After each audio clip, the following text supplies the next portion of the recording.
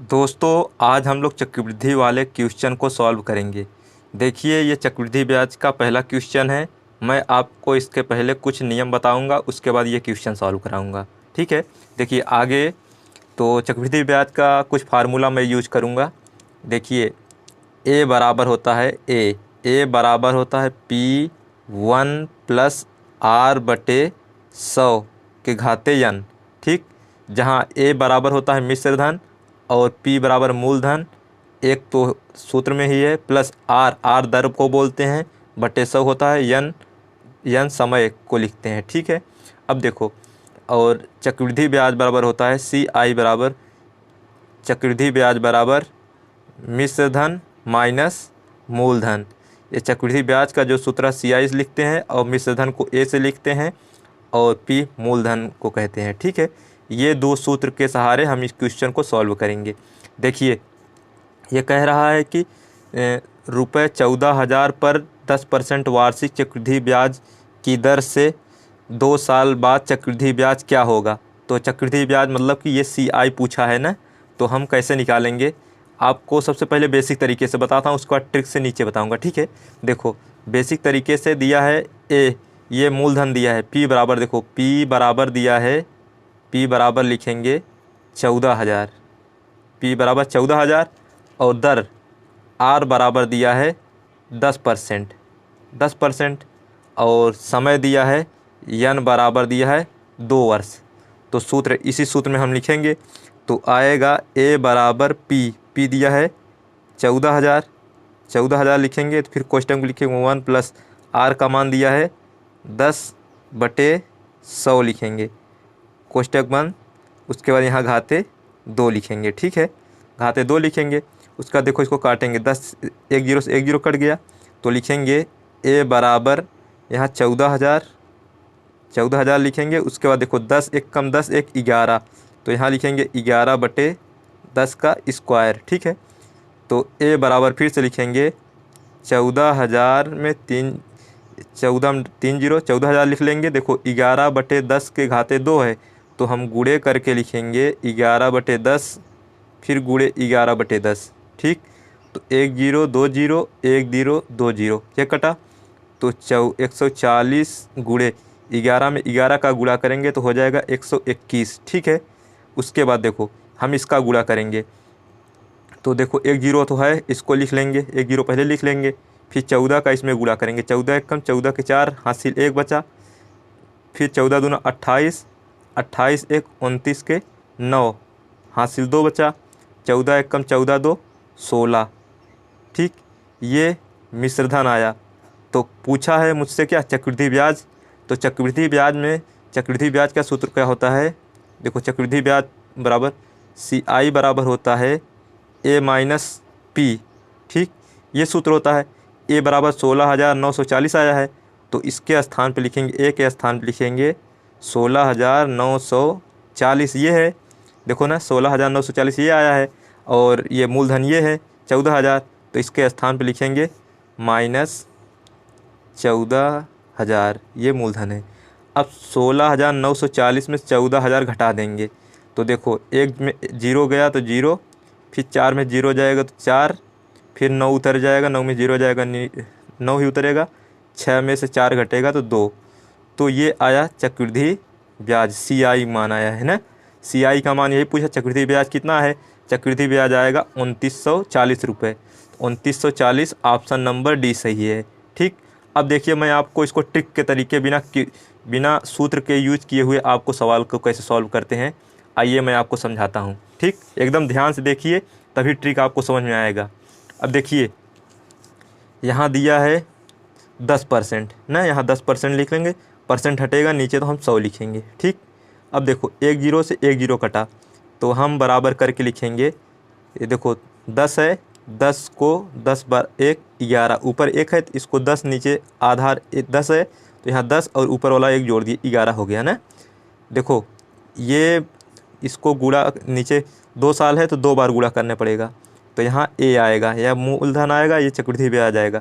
देखो 10 नीचे लिखेंगे, 11 नीचे लिखेंगे, क्योंकि 2 साल है इसलिए मैं 2 बार लिख रहा हूँ, अगर 3 साल रहेगा तो 3 बार लिखूँगा ऐसे। ठीक है, अब देखो 10 दहम्मा 100 यहाँ लिखूँगा और 11 ग्राम में 121। ठीक, ये जो आया है ये मूलधन है, ये जो आया है ये मिश्रधन है।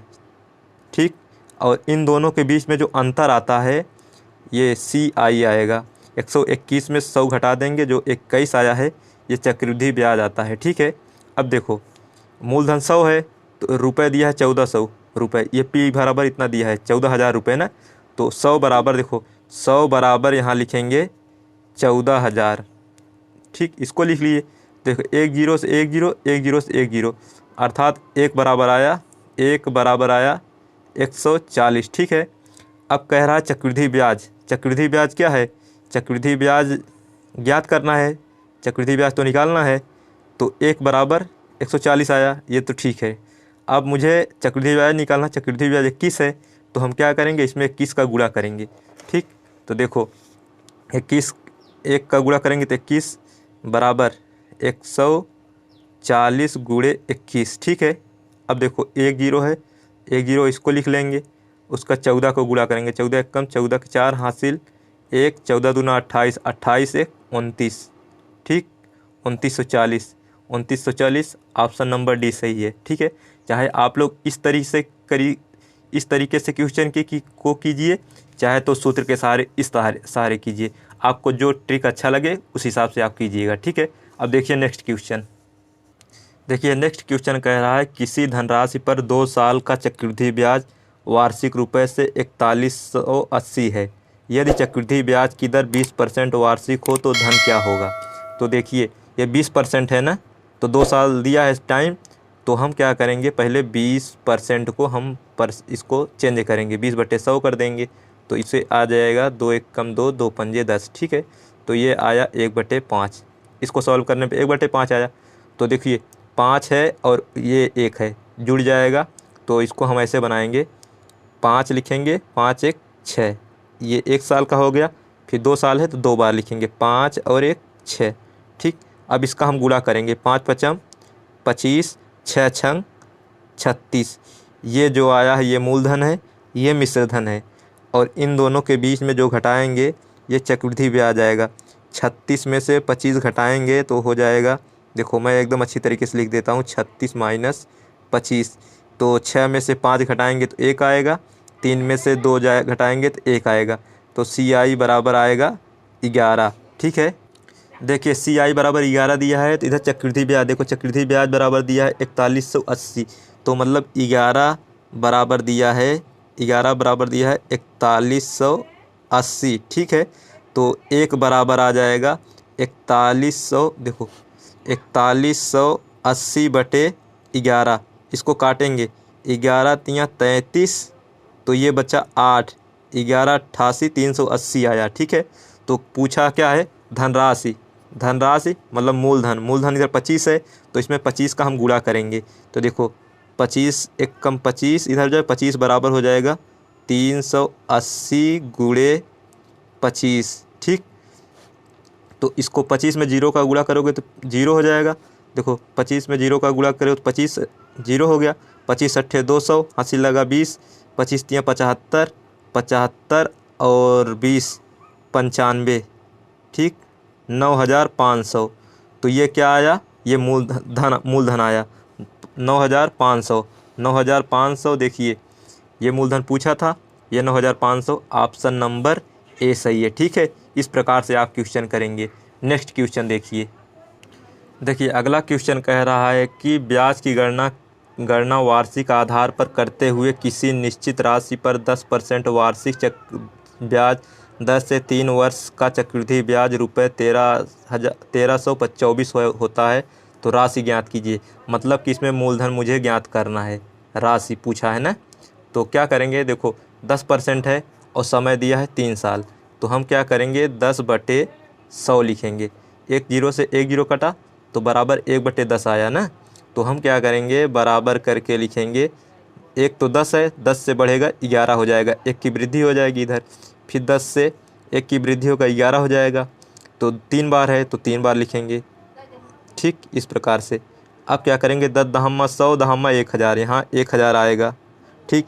11 11 में 121, 21 में 11 का गुणा करेंगे 1331 हो जाएगा। ठीक है, ये देखो ये मूलधन है, ये मिश्र धन है, इन दोनों के बीच में अंतर आएगा, ये चक्रवृद्धि ब्याज होगा। चक्रवृद्धि ब्याज होगा 331। ठीक है, 331 इसके बराबर दिया है 1324, तो 331 बराबर लिखेंगे 331 बराबर 1324। ठीक, तो देखो तो इसको काटेंगे, एक बराबर आएगा 4, एक बराबर 4 आएगा।